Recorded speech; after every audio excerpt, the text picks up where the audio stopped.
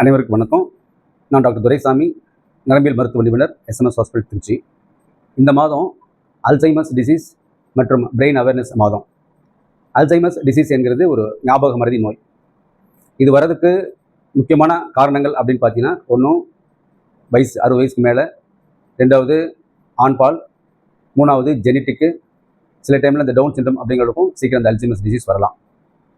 இந்த டிசீஸ் வந்ததுன்னா அது அறிகுறி என்ன இருக்கும்? ஆரம்பத்தில் சமீபத்திய கால ஞாபகம் மட்டும் மறந்து போயிடும். காலையில் என்ன சாப்பிட்டோம், நேற்றுக்கு என்ன சாப்பிட்டோம், ஒரு வாரத்துக்குள்ள மெமரிலாம் மறந்து போயிடும்.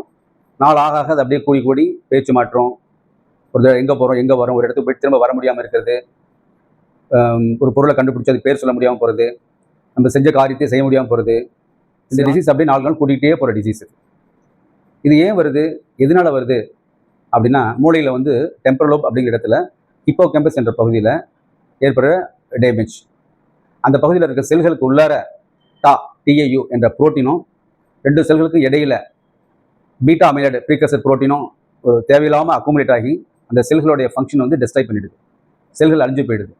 அதனால் அந்த மூளையுடைய செயல்திறன் குறைஞ்சு போகிறதுனால இந்த அல்சைமர்ஸ் டிசீஸ் ஸ்டார்ட் ஆகுது. இது ஆரம்பத்தில் டெம்பரல் லோப்ல ஆரம்பித்தாலும் அதுக்கப்புறம் ஃப்ரண்டல் லோப், ரைட் லோப், ஆக்சிபிட் எல்லா லோப்பும் பரவிடும். இந்த மாதிரி வந்துச்சுன்னா இதுக்கு என்ன செய்யறது?